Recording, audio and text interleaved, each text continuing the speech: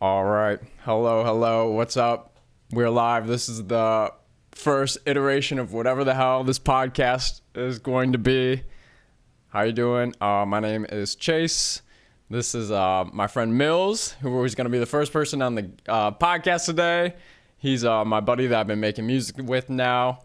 Just like a short intro into this whole podcast thing. It's something that I've kind of like wanted to get around to doing for quite some time now, and I've talked to Mills, and he was by far the first person that I wanted to have on to do this with, because he's like the first, my first friend that I've really like gotten to know from doing all this music stuff. So I just thought he would be like the perfect person to have on for the first one. We'll see how it goes, but we've a lot of like really good conversations, and we just kind of wanted to kick it like that.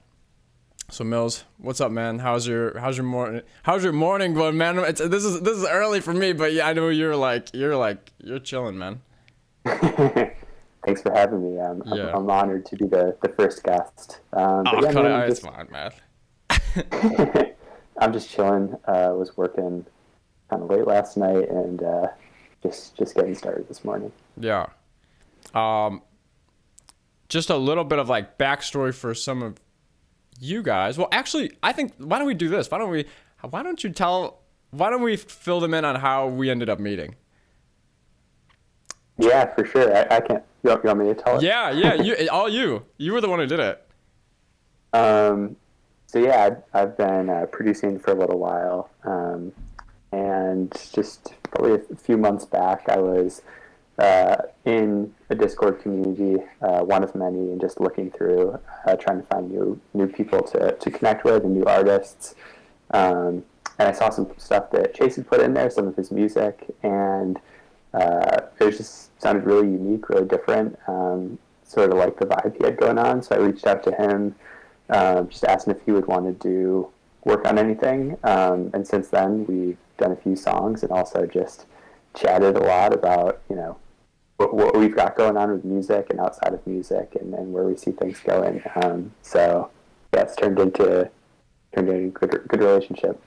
Yeah, it's been a lot of fun, and there's a lot of times now, just as like Mill said it, where you're probably to this point like the only person from music so far, but this is like part of the reason why I'm like kind of like I like doing this cast, and I thought you would be the perfect person to have on for the first one, because I think part of like my experience with doing all this stuff online is like I come from like a gaming background before I got into really got into music and making like a lot of tracks. Like I played like WoW for like 15 years or something like that. Like, but I've told you this before, but I think for other people as well too. Like I feel like that I just call it the online music world, or the online music community. Like it's really blown up like over the past couple of years over the pandemic.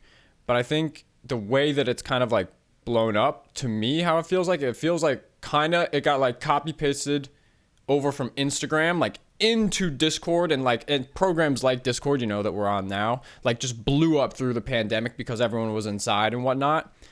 And I guess to tie my point together with what I was talking about earlier is like I feel like as someone who like I really grew up like online, like talking on things on like Ventrilo and Skype. Like I don't even know do you know what Ventrilo is? Like, do you know what that is? I don't know. No, okay, yeah, that doesn't surprise me.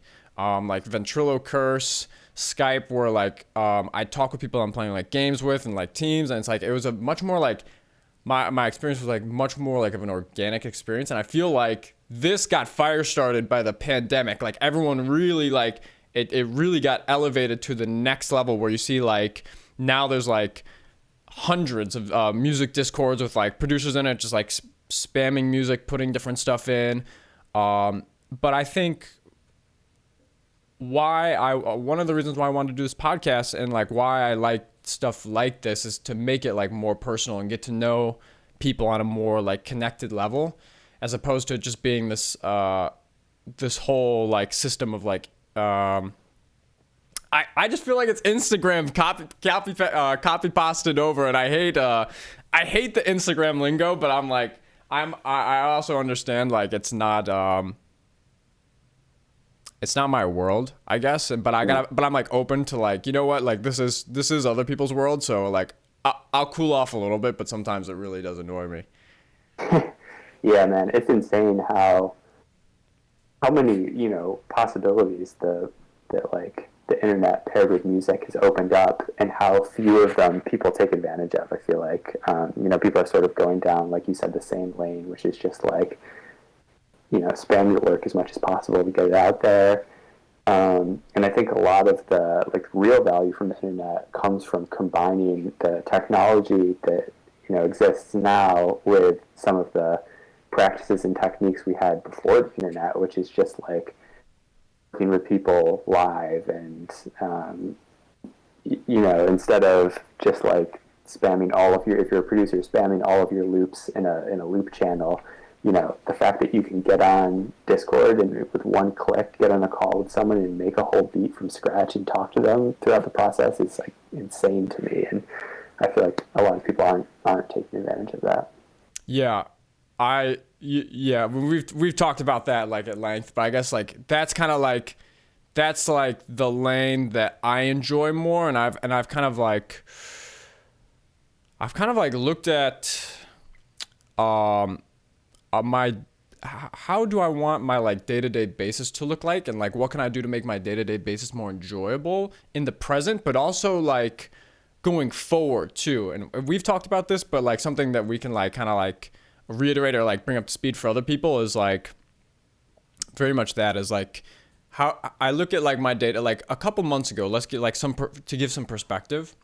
A couple of months ago, I felt like very worn out, like very tired, man. I put out like a song a week, like every week, like boom, like it just like a lot of reps in. It's a lot of the times I'll be making the whole song, especially a couple months ago, where it's like I put out the whole song and it's like I gotta get the song ready, I gotta get the lyrics, I gotta get that, promote it, yada yada, and it gets real cyclical real fast. And I think from all that, like getting to meet other people and having it be more personal and like for you, for example, like we've got to give people some context too, we got 4 songs out now, and we have like a lot more songs. We got Fix Our Past, we got On the Floor, we got Moment, and Never Change. Those are the 4. They're already out right now, and you can go check them out. They all just dropped pretty recently. Millsy did the production on all of those. Just as like a little bit of background too, like Millsy, I should have given that a little bit more perspective. But Millsy does a bunch of production. So also like too, let me just like throw this at you. How did you decide that you were gonna get into music, and like what made you take the route of like production, or like what excited you, and what did you want to do with your in the music space? Yeah, for sure. The way I got started was kind of funny. I'm a college student right now, and I got started when I was a freshman in college, upperclassman now, but it was just sort of before the pandemic hit. I was, the year was coming to a close, and I was in my dorm, and I was on the floor in that dorm with a lot of really cool people that I had met, and just really like spending time with all of them. And the time came like at the end of the semester, it just happened to be like a lot of people's birthdays. Okay. And just as sort of like a joke, I wanted to make them a birthday song, just like with me like singing corny lyrics on it. What? I didn't know this. This is crazy. Well, now you know. Put it out for the podcast, but yeah. Yeah, so I was like, let me find some like YouTube instrumentals. I found it was like elevator music at first, and I was like saying the corniest shit on it. But it was just for fun and just to like do something fun for my friends. But me personally, I'm just the type of person that's like, if something like interests me a little bit, I like want to go a little bit deeper into it, and then if I find out that it interests me a lot, like I'm like tunnel vision, like that's really like what I'm doing. So I just had been doing that and like using these YouTube beats, and I was like, it's kind of fun to make my own. So I just started, as a hobby, making them just to see like what it would be like, trying to remake some of the ones that I had used before. All the stuff that beginner people do, watch tutorials, asking friends how to do it. And from there, I just kept working at it, kept making new stuff, experimenting with new styles. I think like everybody, I thought my beats were like super fire straight from the beginning. That was like this is a hit, and they were so bad. But I was lucky enough to have people around me who, I don't know, at least like encouraged me to keep going, even if they weren't that good. And then I guess a little bit down the line from there, I'm a business student here, so I like have that sort of entrepreneurial mindset. Started seeing how it can turn into more of a side hustle, and then started doing stuff with like making loops and sending them out for placements, selling beats, doing custom work for people, and just been doing that ever since. So that's sort of where I'm at now. Let me backtrack you a little bit because I'm very interested in. You gotta go back to the birthday story. I need to hear more about this. I didn't know this, and this is like this. That's amazing. So like, you said, if I heard you correctly, you were like you found like a beat online, and then did you write something? You sang something over it? Like, what did you do? I've never heard that. I've never heard you like sing on songs before, so I'm like, so this is news to me. So you gotta, so what? Go into that a little. So when you got no, this, it was just a joke. It was just like a corny rap. There's not much to it, but okay. It was just for fun, and then I would like on Gmail you can like schedule emails to be sent, so I like schedule it for like when it turned their birthday, and okay, that was it. But yeah, needless to say, I had no talent in vocals, so I continued on the producing path. What? Why? Oh man, you're dogging yourself. I hate when people dog themselves. Don't dog yourself. You know what? I bet you could do it, man. I bet you. Real talk. I mean, I bet I could too if I worked at it for a long time, but it doesn't interest me as much. Okay, fair enough. This was something I was going to tell you before we got rolling, but I think this is a really good time actually to talk about it. So Millsy and I, we talk about like all the time. We're like, we're trying different stuff out here in the online music space with like, sometimes we're like in calls working on stuff together, or sometimes like we'll get into like what Millsy's doing as well too, like how his approach to like working with different artists and reaching out to people. One thing I did last night that was I think you've done as well too, but I YOLO just did it last night is I was working on music, and I'm like, you know what? Rather than like just like working on music, I'm just gonna join a Discord. Like I joined in on like the T- Discord last night, and no one was in there. I just like I'm just gonna join because I bet someone will join. Like if I'm like sitting in here. Yeah, exactly. So for those of you guys that are like unfamiliar with Discord, we're on Discord right now. So Discord is like a multifaceted type of online platform where you can talk to people in calls like we are now, have like voice chats. You have like chat logs with other people. There are servers out there where they have their own chat servers, chat logs, different type of communities. So basically, I joined a server last night, the T- server, and I was just like sitting in one of the calls and I was like working on music. And lo and behold, someone did join the call, and he was like, I swear this stuff matters so much. He was his name was Hefty. Shout out Hefty. He seemed like he was a newer producer. He just started, like maybe he told me he was like 10 beats deep or something. Like he was like fairly new. But he was like downing himself so much before he even played the beat. I'm like, man, like you gotta stop doing it. Like I literally told him like, don't do that, man. Like it's like especially recently I've been like on this whole like mindset where it's like I really think like your attitude and the words that you say like matter a lot. And it's like it's not what I said to him is like you gotta believe first and then it will happen. Like, it's not the other way around. It's not like your beats are gonna get good and then you believe. It's like you gotta believe, and then from you getting the reps in and you getting the practice and like looking to like, hey, can I do this differently? Can I use this instrument? Like, that's how that's how, or at least for me, you know, that's something that like I use in my mindset for like improving and learning different stuff. Like, what does that look like for you? Like, what's kind of like your process? Like, what, like, from your like mental approach and like when you're going into songs, like, let's say you got a blank canvas, like, what's kind of your approach from that standpoint? From like a confidence standpoint, like you were just talking about, or from like an artistic standpoint? So like, let's say, so for like Mills makes like, you make like a bunch of like beats, you make like loops, you do different kind of stuff. So like, let's say you're just like at the start of your day, or like you're projecting, like, I know you make like monthly like plans, like for like what you're going to do for the month. So like, talk about like that kind of stuff and like how you like approach like strategy wise, and then like go into like what you're going into. Yeah, for sure. So that's something I've been doing more recently, being a little more structured with my goals and my plans for each month.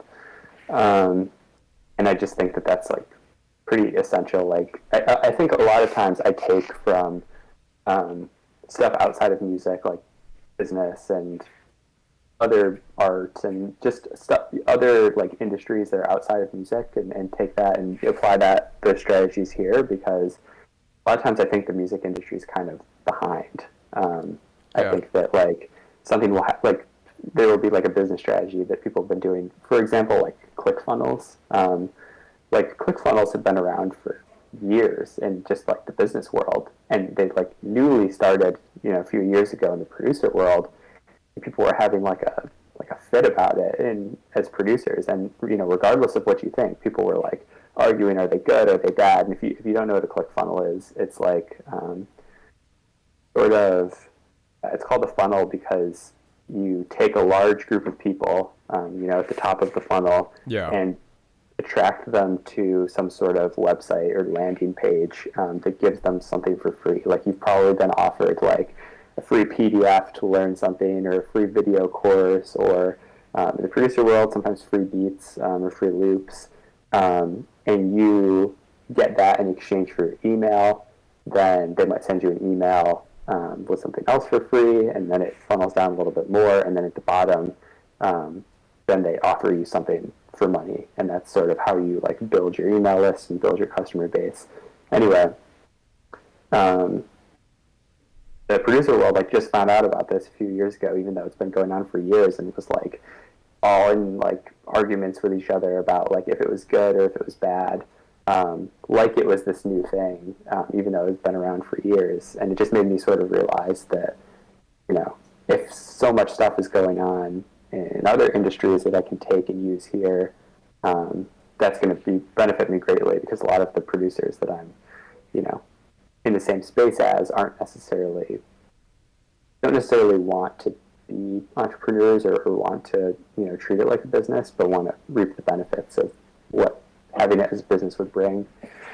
So yeah, setting goals and planning out my months is like so simple. Like, people, you know, if you have a job, like your manager will set goals for the month, and like just taking stuff from like the outside world and bringing it into that. I think that that's pretty basic and pretty setting goals and plans for the month is pretty standard. So yeah, I try to set a combination of goals between like process-oriented goals, which is like things I can control. Like, I'm gonna make, you know, send loops to this person, this person, this person, this person. You know, make a pack that fits for all of them. I'm going to, you know, get in calls or like virtual studio sessions with this many artists. That's all stuff I can control. Like, I can reach out to enough people that'll happen. Yeah. And then I also set sort of results-oriented goals, which are like, make, you know, X amount of money off beat sales this month, work with this many new people that I reach out to. I can't think of them off the top of my head. A lot of times, like, sales is a big one, but there's some others that I'm not remembering right now. So sort of setting a mix of of goals from like process oriented and result oriented goals is like the start for me for the month. And then throughout the month, like every day, I just sort of look back at my list of goals and say, which one am I going to do activities that lead to that goal? And then, one day might be like, I'm not going to even make beats today. It's going to be all about networking. Yeah. And then one day might be all about doing a project that I have to do for someone because they ordered a custom beat, and then so on and so forth. And that's just sort of my routine, and how I try to check those goals off.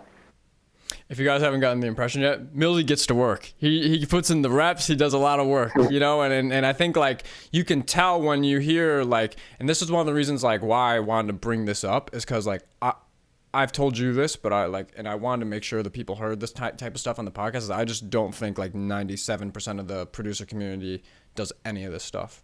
And I think it matters a lot. Like it can really help you a lot. Like if you really sit there and you're like, map out like, hey, I'm going to have like X, Y, and Z goals maybe for the day or X, Y, and Z goals for the week or month, and however you want to get into that, and being able to like go back and check what did I actually get done, what did I not get done, how did things work. Something that I had brought up to you and like talked a little bit about that I got into like over the past couple of months as well too is like, well, actually, no, I've had it for like almost like half a year, maybe some of the lists even more, but I have a couple lists on my phone where one of the lists is like, what did I do today that was uncomfortable? Another list on my phone is who's a new person today that I met in music? So it's just like all these like daily, like there's those two, there's I have like an affirmation thing, which we could get into that later, but like going back to like the power of like words and like really like, it's really helped me actually. It's kind of been like unreal. How it was something for a while that I was like a little skeptical on, but then I was just like, you know what, like I'm open-minded, let's try this. Like, and I just like heard it so much.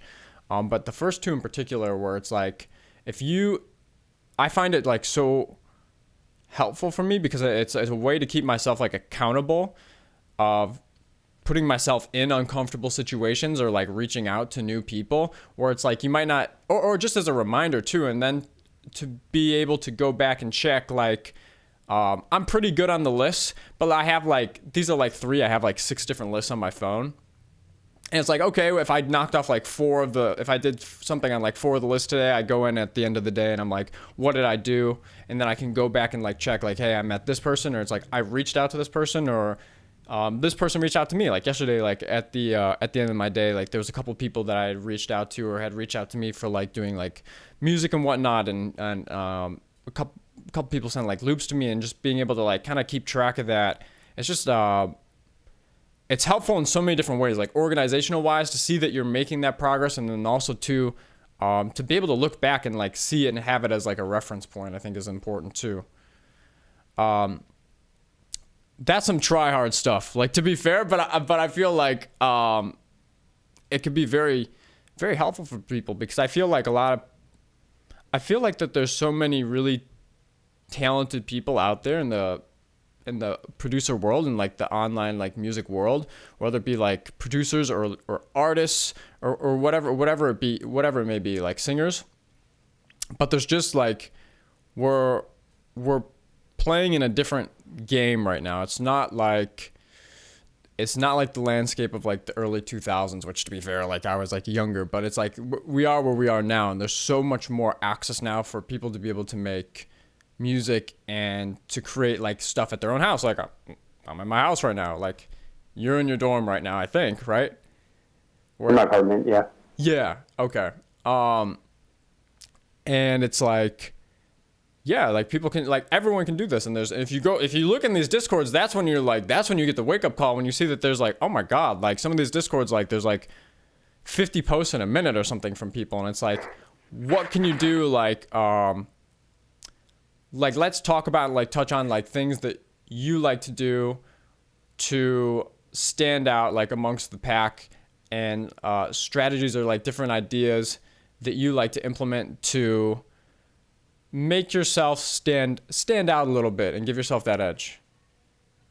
Yeah, I think you touched on it a little earlier, and for me, it comes down to being more personal with people, because I mean, I just put myself in the as a producer, I put myself in the shoes of an artist, and sometimes it helps talk with Chase about this because he is an artist. But putting myself in that perspective and thinking like, what would I want to hear when people reach out to me to work on stuff? And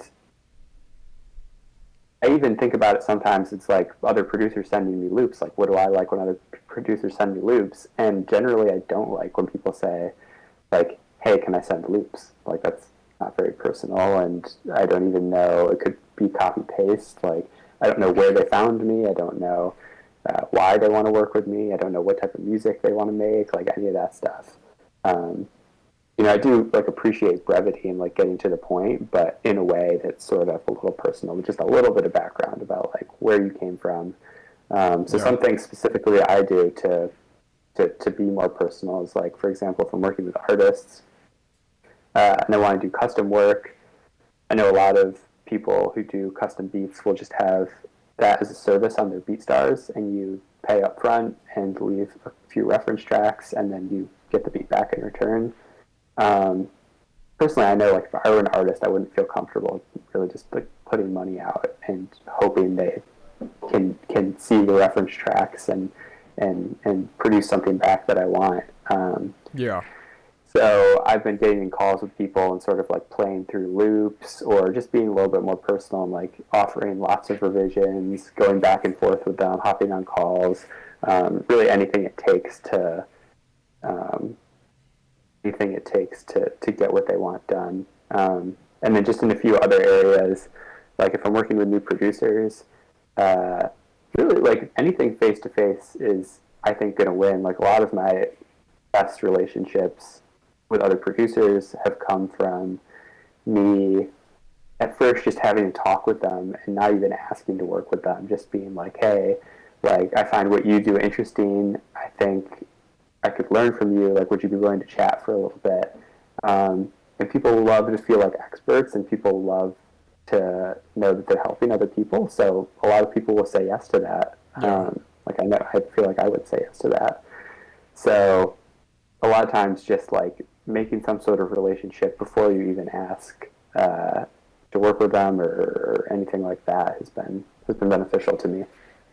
And just to go a little bit further into that, because I think I know what you mean, but like you take it from like the standpoint of like approaching people, for example, like on Discord, like you might, or on email or something, you might like hit them up, but to actually talk and get in a call with them, like is that like second step where you're actually like having that type of communication with them on that level as opposed to like through text? That's what you mean, correct? Yeah, 100%. I think it was. I was listening to one of the Producer Grind podcasts with Ryan Leslie, and he was talking about how people make decisions from like a psychology standpoint. I don't know if it was super scientific, but at least it made sense to me. And he was talking about how if you're an artist or if you're a producer and you're trying to decide whose beats to use, whose loops to use, and you have a stack, figure a stack or a list of emails from people you can choose from. Um, Different things go into that decision, and one of them is obviously the quality of the beat or the loop being one of the top factors in your decision. But there's so many good ones out there, and music is so subjective that you can't just be like, this is the best one, this is the second best one, this is the third best one. You kind of just separate it into like the ones that you're definitely not going to use, and then sort of like a top tier pool of like these are some good beats. And then out of those, it's sort of the rest of it's sort of a subconscious decision, and it's like if I have a choice between two beats that are, if I'm an artist and I have a choice between two beats that are pretty similar, and I can pick someone that I've only spoken to through email or someone that I have real relationship to that I've talked about, that we talked about like what we had for lunch, or that we talked about how our day was, anything like outside of music, I'm always going to pick that person that I have some sort of personal relationship with. He, in the interview, Ryan Leslie, was talking about how people sometimes or often even make irrational decisions because of having emotion or some sort of connection to people, and they'll pick, I mean, I'm sure you've heard songs with beats all the time that sound like they're probably, somebody could have made something better. They probably did get something better in their email, but it was just like, that was the person that they had the relationship with. So that's sort of where I take it from. And I think it's like, it's such an important thing to bring up, and I just like I really wanted you to touch on that, because it's just like, I think that it's amazing how many people like really like now are online, and how much of all this process like really goes through the internet, through digitally, through these calls, through things like Discord, through emails. And I don't think it's going to go away from that. Like, it's only going to go more into this space, and like also like being in like like the trenches of like all of this. It's like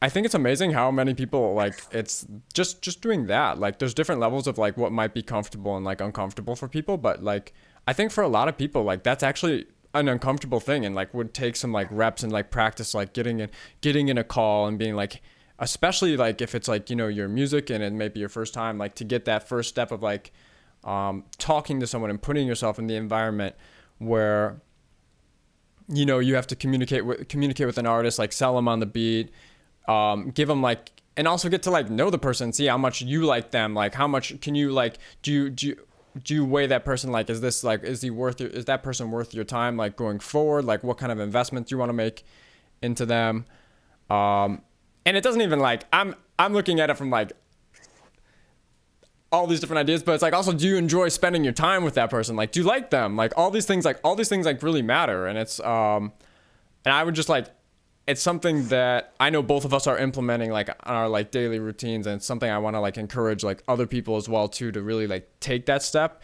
and get involved, because it's just like you're gonna help yourself through the process of doing that, like getting those reps in yourself of learning, but it's also gonna help yourself. It's gonna give you better and deeper connections with the people that you're working with. Yeah, you had mentioned talking to people and showing your face and showing your work to other people might be uncomfortable for some people, especially people just starting out. Yeah. I'm actually pretty introverted, and like I don't really like talking to new people, but what's made me comfortable with it is something that's sort of like part of the beauty of the internet, is that there's so many people out there that one person is never going to matter, and I'm never going to have to talk to them again if I fuck up or like play a beat and they hate it or anything like that. Like, it's not like you're in high school with them and you're going to see them in the hall every day. It's not like even years ago you're like going to play something for them at the studio and you mess something up, and now you got to see them at the studio every time you go. Like, you could literally never have any more contact with them. Yeah. If that's what you want. And that sort of freed me up to just be myself and play people what I've got, and if they like it, they like it. If they don't, they don't. I think too, like going off of like this a little bit, like spinning this in like a different direction too. Like, I think that while there's like, this whole online space for music is like happening like right now. Like, and so I say this, so I've also been talking from the perspective of like people that I feel like might be more so on our end of the scale, where they're making songs that maybe they're newer to making production, or they're an artist, they're putting out work and they're getting used to like being in this space. But I also think too that there's the flip side of all this, and I think that there's also people that are like deeper in the music industry, but like the more rooted area of like the industry with like radio or artist management, or like maybe more so connected with like label type of things, where like I also think at the same time like those people don't get it either too. Like, or there's some people like, it's like this is a brand new learning like space, and there's so much opportunity out there, and I don't think people really, I think people are doing themselves a disservice by not learning more about it and like putting themselves in the environment. Like, I'll just give a shout out, because I know we're both in it. I like this Discord so much, but like the Kayvon Discord, like is crazy. Like there's like a ridiculous like Discord. I bring that one up in particular because it's like it's not just like a producer Discord, but it's got like music industry different type of like networking areas or like opportunities. And there's like playlist opportunities there. There's many like competitions that Kayvon hosts in his channel, and it's a much more like in-depth area. And I feel like that's like that Discord is very helpful, and it's eye-opening at the same time too, because I think that's the first spot where I've really seen some people from I say the other end of the scale that are like learn that are more established in like the music world, like learning about what this is, because this is it, like this is gonna keep going forward. Yeah, that makes a lot of sense. And I think that, like what I was saying earlier about like the ideal use of these platforms and this technology is combining like the actual technology with some of the like older practices or more traditional practices of like networking. And I think that those people who are more established in the industry and have like A&R jobs or management, or they work at a label or something like that, they're in a really unique and advantageous position to be able to sort of say like, all they have to do is learn the technology. Somebody has to teach them technology, or they can learn it themselves. It's not that difficult. And then take sort of everything that they were doing, in person or from a traditional standpoint, and bring that to the new sort of methods with technology. And that's sort of like the best combination. I think that's why both of us really like Discords like Kayron's server, because Yeah. like so many servers that I'm in, it's just like a chat section, a section if you want to send loops, a section if you want to get feedback on your beats. And it's so much spam, like so much just like type beats spammed. In the feedback section, sometimes they'll just be like beat, beat, beat, beat, beat, and nobody gives anybody feedback. Because they don't want to give feedback, they just want to receive it. And in servers like Kayvon's or a few others that I'm in, it's more emulating real life, where it's like, this is a section where you can talk to people if you are looking to network in the music industry with people who aren't just producers and aren't just artists, because that's how it works in real life. You meet people who are friends of friends, and you meet people who they work at the label, but they do something slightly different than what you were specifically looking for, but they can still connect you to the right people. So it's a little more organic in that sense, and I think that a lot of that comes from just like the knowledge that those people have who run those servers. Yeah, and like something in particular, like that server, like shout out to Kayvon. I actually like I asked him like, I don't know, like a month ago. He's got this like little section in the bottom where it's like on top of that. Now, it is the pandemic, so there are certain it's not like we're not in real back to normal, and I don't know what normal will look like after this, but he's also got like opportunities where it's like there's chats in the Discord where it's like New York link ups for people that want to take like, hey, maybe they meet online, but they find out like, hey, like there's people in this area that can meet up. For me, like in my case, I saw you had all this, and I asked him, I'm like, hey man, could you make like a Chicago one? And he actually did, which was like really nice of him. And that's another opportunity where like I posted it, and now I've like talked to some people that are in my area that like I wouldn't have known, but like now it's like that world connects, like there's the overlap there, and it creates opportunities to like actually like I could actually go like meet people now that like live in the area that like I might not have had the opportunity to talk to. And like I know from like there's not like to put in like to give a little perspective on like what Discord is, or like a realm of, to put it in other contexts, like for me, like a lot of times, like especially like a year ago or in the past, like I'd look for like Reddit type of things, but it's just not the same. Like the Reddits aren't specific enough, and it hasn't got to that level where it's like I'm talking more from like how would you meet people in your area but online, like because it's like it's a little weird from that perspective, because it's like, well, okay, like you could go into like your city or whatever, but unless you know like specific spots where like people are, and like more than ever now people are working like out of their houses or making stuff out of their like bedrooms and stuff, to be able to have that connection, like I think is like really cool, and something that I appreciate a lot that he did that, and something that from the Discord is very cool. You know what? I wanted to let's switch gears a little bit. Let me we've been talking about a lot of like different like strategy and like kind of like the online space that we're in like with music, but let's like get into like what Millsy produces. He makes a bunch of songs. Let's get into your world. You take the floor. Like, what do you like doing, and how do you approach music? Yeah, when I first started, it was making everything from scratch, like making my own melodies, doing my own drums, not often collaborating with anybody because, like, who wants to collaborate with you when you're starting Yeah. and not very good yet? But that for a little while, and I think that everybody should sort of start with that before they start collaborating or using loops. Nothing wrong with using loops, but I think like your first couple months should be like figuring out what you like and what you're good at, because you might not be good on the first day. You won't be good at any of it, but then after a little bit of time, you might figure out sort of which part of producing or which part of beat making that you're good at and interested in. So for me,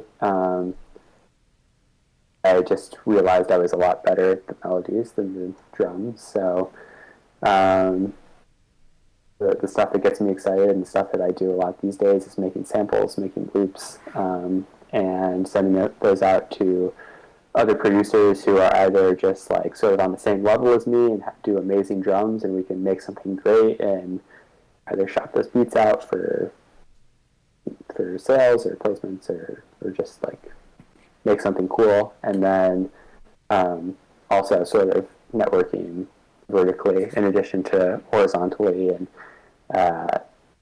sending stuff out to bigger producers, trying to find ways to bring value to those producers that aren't just like, I have fire loops, because that means nothing if everybody does, which there are quite enough producers that have, really, really quality production skills. So, yeah, that's pretty much what I've been doing. These days, I tend to only make a beat if it has a purpose. Not something I didn't do a lot before. I was just making beats to make beats. But now I'm like mostly making beats if I have a custom project with an artist, if I have a specific artist in mind and I have their email and I want to send them a pack, if I working with someone else, another producer that needs something for a specific project.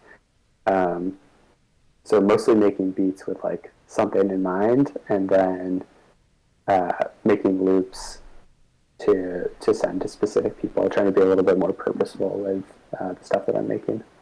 So let's dig into your actual like music production and take us into your world. Like, I know a little bit about your world, so I like you make music in different places, quite literally, sometimes. And then also like, so maybe talk about that a little bit, but then also too, like going into like, I know you like melodies, you make a lot of like really great sounding loops. What's that process like when you open up a blank slate on, I forget what you use. Did you use a Logic or Reason or something? Logic. Yeah. Like what does that look like, and like what gets you going? What sucks you in, like to get a loop going or a beat made? Like what's kind of that process like for you? Okay, cool. Yeah, I think it's always been chords. I do just mostly melodic stuff. Like I've done a little bit of like the dark trap stuff before, but it's not really my thing. I for a while I was like heavily into like the Pain stuff, the Rod Wave, the 2C like melodic piano and stuff like that. Okay. And these days mostly doing R&B stuff. So like sort of R&B pop stuff, and then also like darker R&B for like Drake type stuff or Party Next Door or Bryson Tiller. So my process, generally start with some chords. One thing I do sometimes that I learned from another producer guy in interview, get a lot of gems from them, is from the my best friend Jacob interview, and he said he makes all of his melodies to start on sine waves. Like he doesn't pull up a piano, he doesn't pull up a synth, nothing like that, just a sine wave, and it forces him to make something that's really, really well written, because if you can make it sound good on that, then it's going to sound good when you pull up Analog Lab or a good one shot or whatever you're using. Okay, yeah. Whereas if you start on some sick sound, like you might sort of rely on that to make it sound good, and you might not write the best chords possible. So I usually start with something basic, like either sine wave or like a stock piano or something like that, just really basic. Just try to get some chords down, study different songs that have cool chords, watch like piano tutorials for different songs that I like, get MIDIs from other producers and either use the MIDIs or just study the MIDIs and see like, oh, they went from a major one chord to down a half step to the dominant or the augmented seventh chord, and like that stuff's really interesting to me, like the relationship between chords and figuring out how that works. Then once I get something down with that, switch it to a cooler sound so that I know where the vibe is going. And then from there, just messing around with counter melodies and bass lines. I have a MIDI keyboard that I usually use to get down like an idea, and then I'm not the best player, so I go in and sort of like edit it a little bit, not quantize it, but just, put things where they need to be, adjust the velocities if need be. And then once I have like a basic chord progression and counter melody down and need some other stuff, I just try like random shit till something works. Like I try different effects like halftime and side chaining and reversing shit, like chopping it up, like just try as much as possible, because you can get through a bunch of different techniques really fast and just see what works. And I try to keep them pretty basic and then just add like little touches that elevate it a little bit. Like I think, keeping the foundation pretty simple and then adding like just like a little accent or a little percussion or a nice vocal chop that only plays once every 16 bars, like that really adds a lot. So that's sort of my process with it. I think too, it's like just from like I always like asking people, and I think it's helpful. I think your particular way that you described how you go through your music creation process, like I think is it's like way different than mine, but I think it's like that's like it's so good to hear, because I feel like your approach is very like it's to me it came off as like it's a very mechanical level, like from like the sine wave thing that you brought up, like, and then like really sitting there and like focusing and like kind of like studying like the chord movements and whatnot, and then laying that out and then finding like whatever like sounds are inspiring. That's usually like for me where like I end up like I'm so like sound oriented. Like for me it's like if I end up getting into like beat making mode and I want to like make something, it just depends. I've talked about with different people, but like for me, like I like writing in between different genres, like between like rap, pop, and sometimes like a little bit like more like personal. I wouldn't necessarily call it R&B, but like a little bit more like personal pop, and writing that line between that. And for me, like the sounds matter so much. It's like, because I feel like the sounds kind of create the foundation and template for like what emotions are going to exist or can flourish like in that environment. Like sure, I mean you could have like, I mean there's no stopping, like you could have some like really like melancholy like piano chords and you could be like fuck it up bitch, fuck it up, but like it's probably not gonna sound that great. It's gonna have like having something where it's like more it's got that personal emotional touch to it. And I think like from my experience with like working with you from like an artist standpoint is like, yeah, I say the same thing. Like I feel like you put a lot of care and time into the melodic sonics of what's going on in the song, and allowing for the space for that emotion to exist and different things to be like communicated. Like for example, like I think the song for me that I think like that we've done together that like I enjoyed the most and that it was just like the biggest shock value, so we can like walk people through one of them, was Moment. So like Millsy and I like talk on Discord like all the time, and kind of taking this like a little bit further back, like when Millsy had reached out to me on Discord, like I don't know now, like maybe like close to 6 months. Like it's been like some time now that we've been like talking and making stuff together.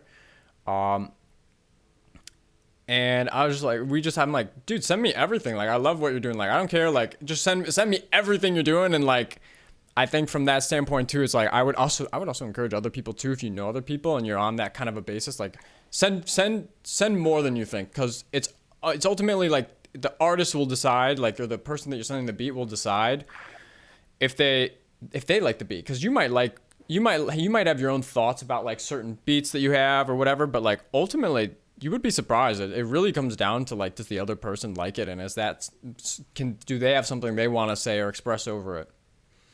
Anyways, a little side tangent, but going back, like he sent me the beat for Moment, and I was just like, oh my god, like what is this? Like what is this? It was just like, it's such like it gave me like immediately, it gave me like a mix between like Michael Bublé and Pharrell. Like off the bat, like I felt like this is how I like walk through my like songwriting process, like to give like a little bit of background. But I like when I listen to a track or I'm making a track, I'm like, first off, like what emotions is this going to allow me to express? And then like that's either 1A or 1B, and then the other one is, where's the song happening, and like where are people like where or why are people listening to it? So like for Moment in particular, the reason why I thought it was so cool, and just immediately just like I was like, oh my god, like dude, I'm gonna write this whole song in a night, and I had like the whole layout done like by the next day or whatever, was like, it's got that it was so unique. It was so special because I felt like I was really like walking through like a city mall at like 4 p.m.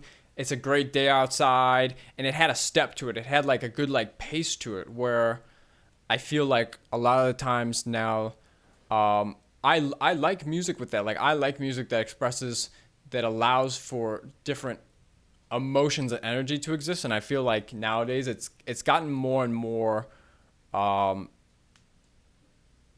lanes. It's more and more like it's this type of beat, and there's especially with some of like the harder, like more like rap beats, like I feel like half the beats don't really allow for like a lot of emotion to exist in them. So it's like, to me it's such an important process for me, or part of my process is like, what is the beat going to allow me to say from like an artist POV? And I think you do like a very good job at like laying that foundation out for people to write over. Thanks. Yeah, that's always a goal for me, is to make the beat have some sort of emotion on its own, and then also leave it open enough that artists can put their own emotion into it, with the vocals. So yeah, I'm always happy when somebody says that that goal is achieved, because that's always a big part of it for me. Yeah, I think that it's something that we've talked about, and I had this conversation with this guy that I met in Discord as well too last night. But I think if you're a producer and you're making a song, or you're making a loop or a part of a beat, I think even if you yourself are not going to like sing or rap or create vocals over the song, I think you have to understand and come from the perspective that someone is going to do that unless you're making it to be an instrumental. So having that perspective of like what could be said, like what's going to be said over this, like even if you like something that this is a little insight on like kind of like how I make music, but like for me, like 90% of the time when I get a song, like I just hum out notes and I hum out the rhythms. Like it's not like some like I don't have like all the words, or not the case at all. Like it'll just be like I'll get a beat and I'll be like da na na na na na na na na, like in the case of like Moment, da na na na na na na na na, and you just like go back and then I'm like, oh, I feel that space in. And I think from a producer standpoint, even if you just do something like that, like even if you just take it from that level, if you're not just if you're not planning on like writing over the song, I think someone that's a really good example, if you're like, look, if you want to see someone who does this all the time, like on like videos, is like Timbaland does this all the time. Like if you go look at like videos like up on YouTube or you check his Twitch, he'll just be like,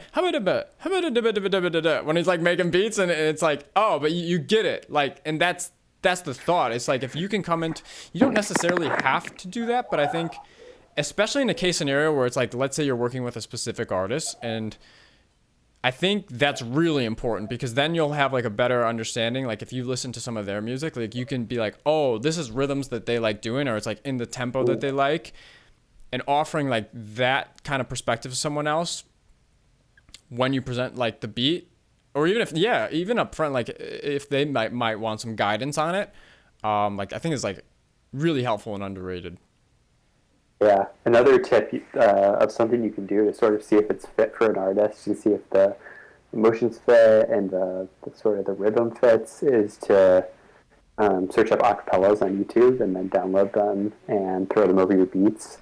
That's like been so helpful for me because it also, in addition to figuring out if it's just like a decent beat, it also helps understand if you've added too little or too much, because it's hard to know when a beat's done when the beat isn't the finished product. You know what I mean? Yeah. It's like you're making something for someone else that's going to add more to it. So how do you know when it's done if it's definitely not done and something else still needs to be added, and you don't know how crazy they're going to go on the vocals or any of that? You can't really hear it. Putting an acapella from a song that you like over YouTube and matching the keys and BPMs and all of that, super, super helpful for saying, like, you're like, like maybe I need to add something to this beat and I just can't think of what it is. Sometimes that thing that you can't think of what to add is just the vocals. And you hear it, you're like, oh yeah, it's fine, it's this simple because that's all it was missing. Or sometimes it'll still sound a little empty, and then it'll help sort of guide what you want to add. I would like encourage people to always keep all this stuff as like really good perspective, to get different ideas of like how you can approach it from just a producing standpoint of do you have enough ingredients? Do you need to take some away? I think ultimately trust your gut, but if you don't trust your gut, I would say my preference is minimalistic. And I feel like most of the times, like the one less thing is probably like, if you have to take something out, like it's probably that for most people. It's like sometimes like, and I think too, something that I underrated a lot when I like first started producing is like the sound like quality like really matters. So like, for example, like you could have like good chords, but just like finding like good quality chords or something that like really like sinks in, like that kind of stuff matters. And it's like, if you have good sounds in your beat, then I think a lot of times you can afford to not have as many sounds. Because it's like they create an atmosphere, and it depends on what type of beat you're making. For example, like if you're making some like rock and roll beat, you got like a bunch of like instruments going on, and there's like maybe like side drums going on. There's different case scenarios, but yeah, I always just feel like it's very underrated. And like for people that were like just getting going with music creation process, if I went like back in time a little bit, I would definitely invest more money like up front, like, and I'm talking about pretty early, like into the process of actually like getting good quality, like at least like one or two good quality like instrument banks or like VSTs that you can work with to make like high quality sounds. Because I think a lot of people like can make good quality sounds after just like a couple months or like good quality songs, but they might not have the sounds.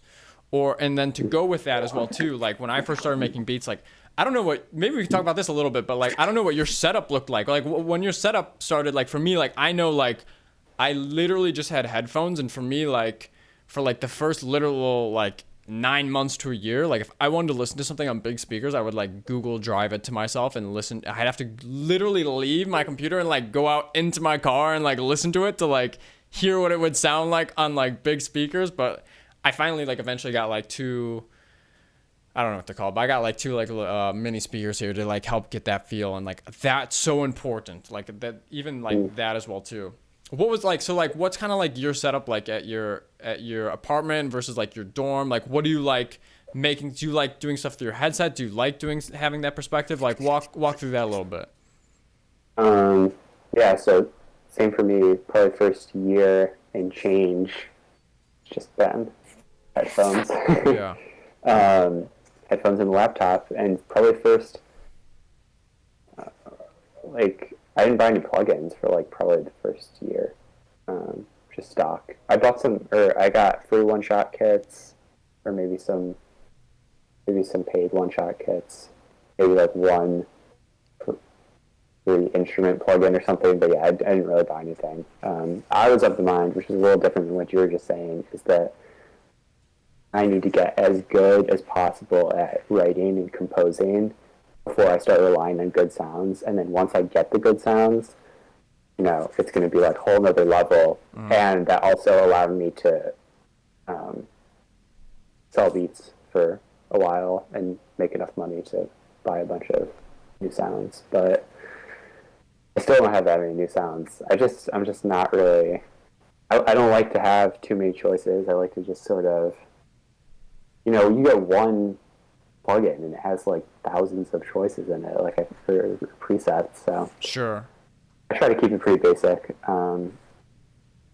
Change stuff if needed. Like I rarely use, well, most of the time when I use a preset, I'm changing it. I'm tweaking the synth. I'm changing the attack and the whatever it may be.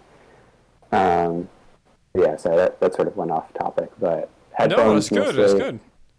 and I hadn't ever produced on speakers until this summer. Which is, Oh wow, yeah. Yeah.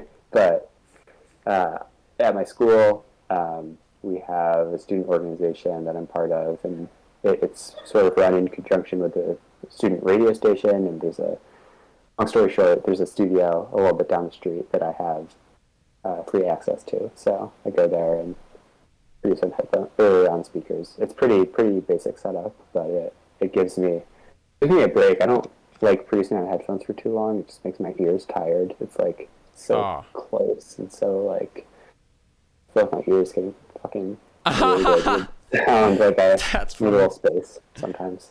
Okay.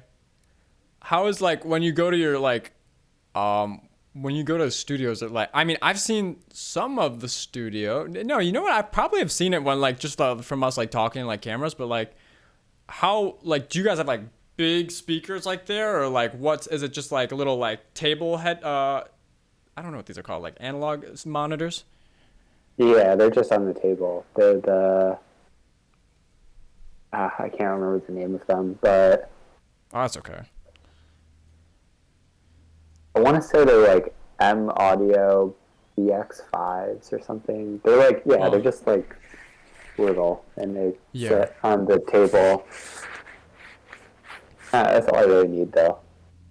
Really, I don't even need those. The headphones are fine. I just like to get a break from them sometimes. I also like producing there more than actually having any of the equipment. It's just like having a room that's dedicated to music, and I'm not doing anything else there, because if I make music in my room, it's like it just makes me more inclined to sort of like jump around to other things that I have to do. Like, oh, I remember this, I got to do this work, I gotta do this chore, like whatever it may be.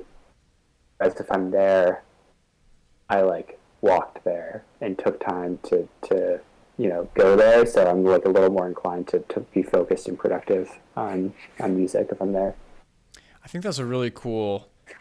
That's very cool that like that makes sense, and then, like that's very cool that you have that space for you to go and like create in that world. Because I think like I know for myself, like at home, you know what? Sometimes I ride the line. Like sometimes it's a negative for me, like to have like access to like the internet or whatever. I got like two monitors, but sometimes at the same time, like sometimes stuff sparks. Like I get inspired by something that like is totally random. Like it might just be like someone said something, or like I saw something and I heard this song and I'm like, oh whoa, that's crazy. Like, or I ride both sides of that line where it's like sometimes I find like there's pros and cons about it at different times, but like yeah, sometimes I'll literally just like take my phone and I'll just like throw it and like I'll like close out everything. I'll get off like Discord, because sometimes it's just like especially at like real like late hours too, like at night, or maybe like right in the morning when I first get going.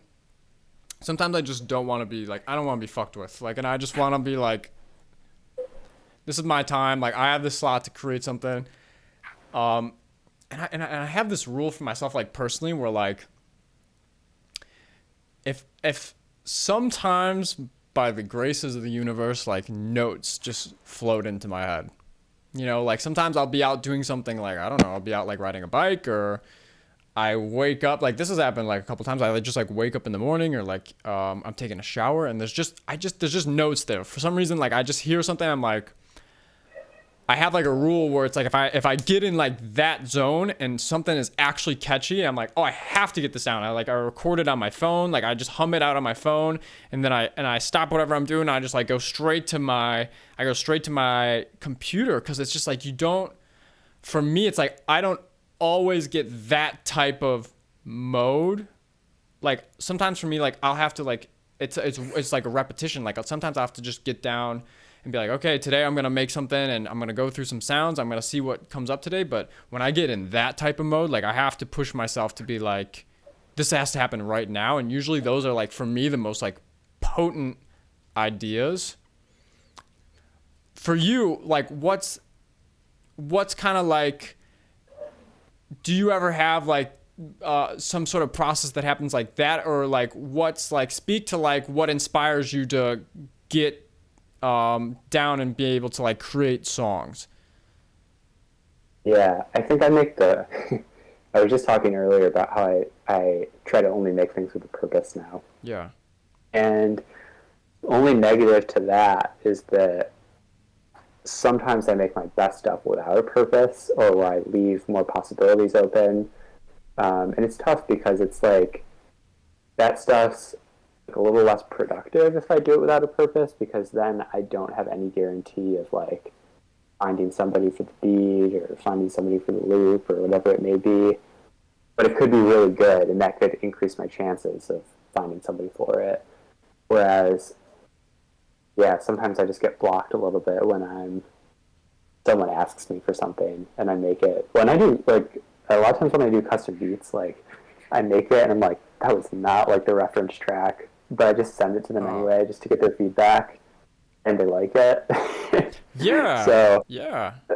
I don't know. I mean, I don't really have like any ideas really flying in my head too often. It's usually just I'm totally blank, and I start something, and then it's just like a few chords, and I'm like, yeah, this is worth continuing. Yeah. I think it's very interesting for me to get everyone's like perspective on like what gets them ticking, or like how they create, because it's just like also too like I can like be like, oh, like hey, like for you, like I know like you really look at like the chord structure of things and like really break down like that's something like I don't do like myself, but it's like that's like good to hear, you know. It's like to be able to hear that and like apply that in like different areas, like when I'm approaching music. Because just for me, I guess I'm like, I guess sometimes we're a little bit on opposite ends of the spectrum, where like I think you're very mechanical and you've got like very like thoughtful intentions with kind of like your approach. I would say more so like I go from like a feel perspective, like what pulls something out of me that I feel like I can share with people. But then also too, that also goes back to like you're from like a producer standpoint, you're making music for someone else to get on. Whereas like a lot like most of the time for me, like I'm making music for me to get on. So like I know I have that like intrinsic feeling of like, oh, this is cutting something deep for me. Like something's here. Like I can like feel that. Where if it's like for you, and maybe we can let's talk about like a couple more things here. But like for you, like I know we've talked about this. You play the game of like, how is this going to be valuable to someone else? And like, is this beat worth sending out? And I know we've talked about this a lot, but I think it's definitely worth talking about here. But it's just like, I'm in the camp of like if you know the person pretty well, or like it's not like you're just like shooting them for the first time, but like I send more than you think, because it's like it's ultimately that person's decision. And like there's so many times where people have sent me stuff and it's the last loop they send me, like it's the last one, and I'm just like, oh, that's awesome. Yeah, I think the big factor for me when deciding which to send is just what you said, is like how well do you know them, and like how, like I don't know if this is the right way to think about it, but sometimes I think like how much do they have going on, sort of. So if they're like top producer, they produce for my favorite artists, like even if I have a good relationship with them, I know that they have a lot going on and they get loops from a lot of people. So if they see like if I give them a Dropbox link that has like 20 loops in it, Yeah. they just might not have time to check them all out, and then they might not check out the ones I really wanted them to check out. Whereas if I send them 5, like my chances are pretty high that they're going to check out the ones I wanted them to check out, because they're probably just going to check out all of them. But if it's like someone who's sort of like in the same level as me, where it's just like just don't have like anything crazy going on yet, plenty busy, but don't have like people flooding them with beats or Sure. loops, that's where I tend to send a little bit more, because it's like we can afford to sort of sit down and pick something out more carefully. Yeah. And I think having that mindset and breaking it down that way is like helpful for people to actually get some like context as to like why you're making the decisions you're making. It's not just like it's not done without intent. It's done with like purpose. And I think that's like very fair and makes sense. Let's do like a couple I got like a couple wrap up questions for you. A couple of things here. For you, what is some of like the things that you would like to get out of your music experience? Like let's say in like over the course of the next couple of years, like what are you wanting your life to look a certain way? Are you wanting to do what things in particular are you wanting to do in the music space, and like how much of that do you want to be a part of like your day-to-day life? Yeah. So the two sort of different avenues I'm going down right now at the same time are the loop stuff, like sending samples to mostly bigger producers and trying to like network that way, and then also, and that has no real immediate payoff. It's like as people will tell you who have been through it, it like takes a long time to, one, get your loops good enough, two, get people to use your beat, or get people to use your loops, and then three, get artists to use those beats made with the loops. It's just such a process. So that's sort of like a long game, and that's something I do continuously with no real payoff, and then immediate payoff. And then on the other side, it's the like selling beats or custom production, which sort of funds everything else. Allows me to invest in new sounds or market maybe. And yeah, I don't think I'm gonna like pick one path or the other yet. At least not over these next couple of years. I'm just gonna keep doing both because I need to. I like working with artists, and it helps me fund the other stuff. And then I'm good at making loops relative to everything else, and that's sort of, it's really exciting to me to have the opportunity to work with these producers who are idols to me, and like the fact that they want to use my loops, and even if we just make a beat, like that's happened to me a lot of times where like a big producer, or at least bigger than me with bigger credits, has used my loop and it hasn't like gone anywhere, it hasn't gotten placed or sold or anything, but that's just like really exciting in the meantime until that does happen, and motivates me to keep going. So sort of where I am. It's like gardening. It's like you're planting seeds.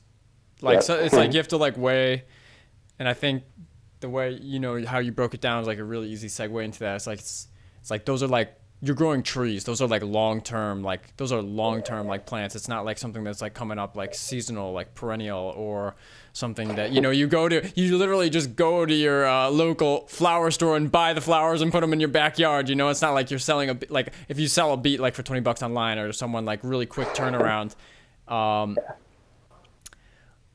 I guess like if let's say, you know, we don't know, you know, life is life and there's so many different paths, but like, is there any like sort of like check marks? Are there any sort of things that you would like to say you tried or like accomplished, or any sort of, do you want your life to like look, a certain way, or are you more just like you're more soaked into the process of like the moment now and don't give a shit of what things look like later? Yeah, I mean, I wouldn't say I don't give a shit about what it looks like later. It's more of just like the only way I can have any control over what later looks like is by focusing on right now. Because if I start to think like, if I just generally don't set super long-term goals, because it's like if my goal for like 5 years out is to work with like a specific artist, or make a certain amount of money or anything like that, it's like, so, you know, so many things can happen that can, you know, make that go right or go wrong. It's hard to break that down into actionable steps to get there. So yeah, I mostly just focus on short-term goals, and I know that those all aggregated will lead up to what I want in the future. And I guess what I want in the future is just to work with bigger artists, work with bigger producers. You know, from a few standpoints. One, to you know, because it's cool to work with these artists and producers that I love. One, because it means I'll be making better music if I can work with people who are better than me. And three, because it'll make me more money, and it'll let me invest more into making better music and working with more people and marketing, and, you know, getting closer to doing this, you know, as less of just like a little side hustle and something bigger. Yeah. Now, man, I guess like kind of like wrapping this up. What are we at? We're like, yeah, we're like at like an hour 20. I think I'm thank you for, you know, again, for like coming on, and like, I just felt like for me, you were the obvious first choice. I've just enjoyed making stuff with you so much. And we've already had like so many like different like conversations, you know, on calls, spending time, that just felt like it was a no-brainer to have you on first. And I felt like our conversation would be like a really good way to kick all this off, to have like the different insights, because I feel like we're both very much like in this world right now, and in the space, and to allow people to see like that window into like your approach, your life, like kind of how your mindset of how you approach making music and some of the different ideas there. Just a couple things. Was there anything else that you wanted to touch on? Like, is there anything else that like you're dying to like say, or like anything else that like you were feeling like before we head out? Not really. I'm never good at coming up with stuff off the top. I leave that to you, but yeah, you asked great questions, and I think it was a good discussion.